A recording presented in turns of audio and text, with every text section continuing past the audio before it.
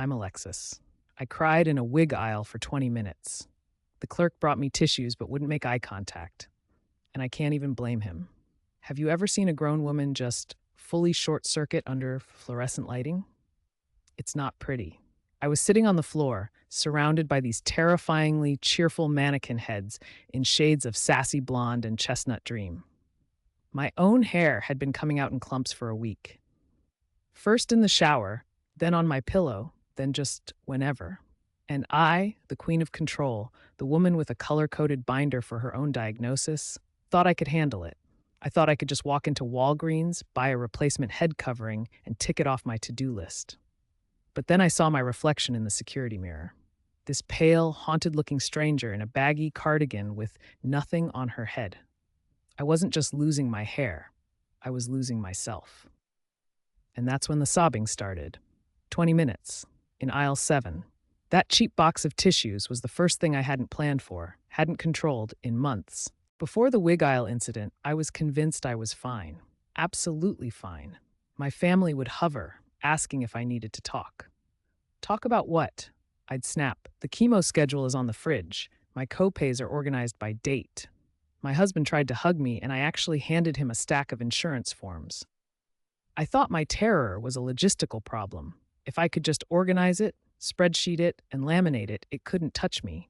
People would say, "This must be so stressful," and I'd just stare at them.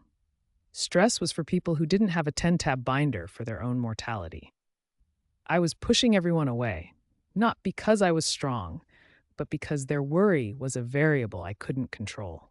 And if I couldn't control it, I didn't want it anywhere near me. I was an island of militant competence, and the tide was coming in fast.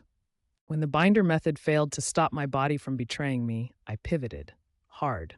If I couldn't control the cancer, I would control everything around the cancer. I became a wellness warrior, a green juice tyrant. I threw out everything in our pantry that contained sugar, joy, or a happy childhood memory. I bought a juicer that sounded like a 747 taking off and forced kale concoctions on everyone. My poor husband. One night, he was eating a beautiful slice of pepperoni pizza, and I was sitting across from him, grimly chewing a single unseasoned stalk of steamed broccoli. He asked if I wanted a bite. The look I gave him could have wilted a redwood. I was miserable. I was exhausting. I was trying to outrun a Mack truck on a unicycle made of celery. The crash came when I fell asleep in the middle of a sentence, trying to explain the antioxidant properties of turmeric to my very concerned, very bored mother. My sister, bless her heart, is into vibes. She came over one day and told me I should try visualization. Just picture your strong white blood cells as little warriors, she said, eating up all the bad cells. I just stared at her.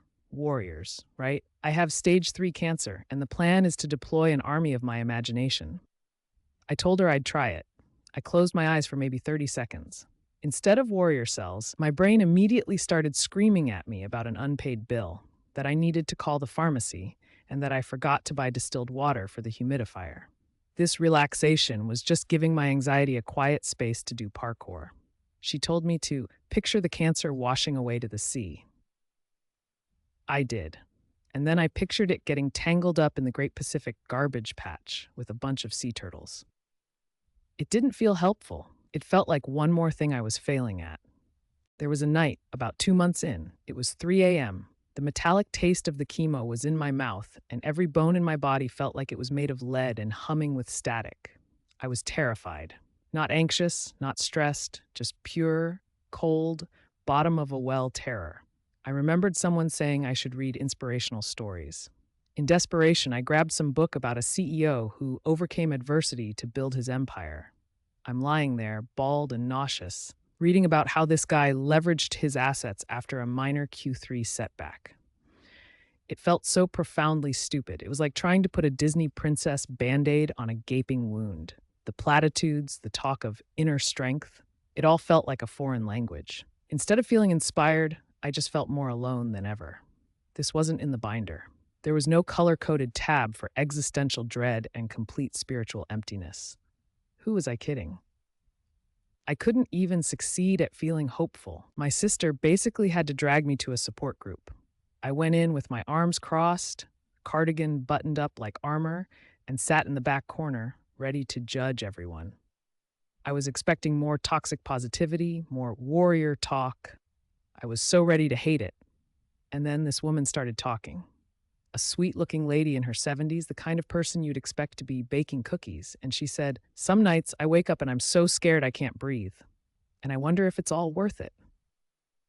Then she started talking about her own wig shopping disaster, how she felt like a fraud in them, how she cried in her car.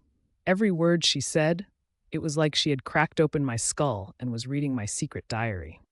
I looked around the room at all these other strangers, and they were all nodding, not with pity, with recognition. For the first time, I didn't feel like a uniquely broken person. It wasn't an epiphany. It was just a quiet click, the sound of a lock I didn't know was there, turning. So am I fixed? God, no. I'm still a mess. I still have days where I'm furious at my own body. I still get scared. The difference is, I'm not a lonely island of spreadsheets anymore. After that first support group, I went to my doctor. And for the first time, I didn't just report my physical symptoms. I looked him in the eye and said, "I am overwhelmed and I don't know how to handle the stress of this." I asked for help. The binder is still on my desk. It's part of who I am. But now, taped to the front of it is a crumpled piece of paper with the meeting times for the support group. I thought control was having a plan for everything. It turns out real control is just knowing who to call when the plan, your body, and your entire life goes completely up in flames. If you've been there too, or you're there right now, you're not alone. Drop a comment. I actually read them. And if you want more messy, real stories like this, hit subscribe. We're all a mess here. It's fine.